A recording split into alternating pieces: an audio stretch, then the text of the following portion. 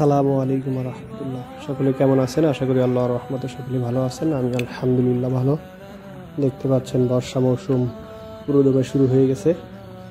পানি একদম চলে গিয়েছিল, মনে হচ্ছিল এবছর আর বর্ষা হবে না, কিন্তু এই ভাদ্রের শুরুতেই যেন আবারও পুরোদমে বর্ষা শুরু হয়ে গেল।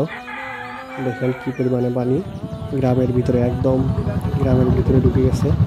এগুলো আমাদের নদীর মাঝখানে আছে এখন নৌকাতে। দেখেন এই যে নৌকা পারাপার আমাদের জন্য কতটা দেখছি। নৌকা পারাপার দেখেন পানির পরিমাণ, কী পরিমাণে পানি প্রচুর বৃদ্ধি পেয়েছে। দেখেন মাঠ ঘাট তলিয়ে গেছে। এই তো দেখেন পানির অবস্থা, কী পরিমাণে পানি বৃদ্ধি পেয়েছে, এবং পানির স্রোত কিন্তু তুলনামূলকভাবে স্রোত অনেক বেশি। এই হলো অবস্থা। আস্তে আস্তে দিন যত যাচ্ছে পানির পরিমাণ কিন্তু ততই বৃদ্ধি পাচ্ছে। দেখা যাক, যদিও মনে হচ্ছিল একদম এবার আর বর্ষা হলো না, কিন্তু শেষ মুহূর্তে অনেক পানি হয়েছে। যদিও ভালো, বর্ষা একদমই না হলে সেটা খুবই খারাপ, অনেক ধরনের সমস্যার সৃষ্টি হয়। তো আলহামদুলিল্লাহ যতটুকু হয়েছে ভালো, কিন্তু এটা যদি মাত্রার অতিরিক্ত চলে যায় তখন কষ্টের কারণ হয়ে দাঁড়ায়। সকলের নিকট দুয়ার দরখাস্ত যেন বর্ষাটা আমাদের জন্য কষ্টের কারণ না হয়, যেটা আমাদের জন্য মঙ্গলজনক হয়, কল্যাণকর হয়। সকলের নিকট সেই দুয়ার দরখাস্ত, আমাদের জন্য সেই দুয়াই করবেন। এ হলো বর্ষার সর্বশেষ অবস্থা। যে যেখান থেকে ভিডিওটা দেখতেছেন সবাইকে অসংখ্য ধন্যবাদ সাথে থাকার জন্য, যুক্ত হওয়ার জন্য। আশা করি শেষ পর্যন্ত সাথে থাকবেন। দেখছেন পাট কাটা শেষে পাটগুলোকে পচানোর জন্য, যেটাকে আমাদের গ্রামের ভাষায় বলা হয় জাগ দেওয়া হয়েছিল, তো সেগুলো ধৌত করার কাজ চলছে। তো আলহামদুলিল্লাহ পানি পাওয়া যাচ্ছিল না, সে তুলনায় এখন ভালোই হলো, যদিও শেষ মুহূর্তে। কিন্তু এখন পাট অনেক, দেখেন কি পরিমাণে ধুইতেছে।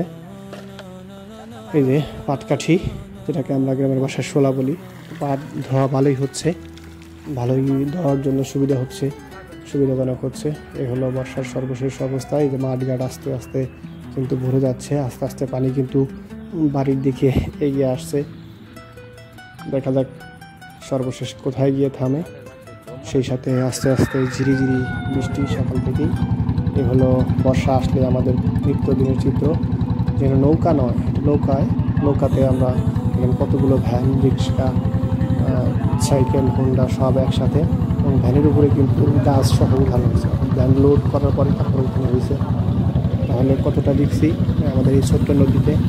দেখেন কীভাবে আমাদেরকে পার হতে হয়, এভাবেই আমাদেরকে নদী পার হতে হয় প্রতি বর্ষায়।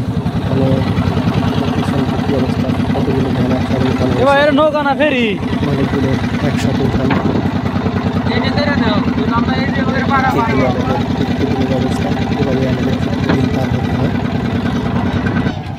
দেখেন কি পরিমাণে মানুষ এখানে পারাপার।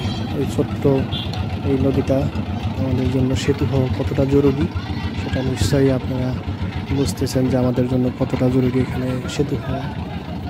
বর্ষা আসলেই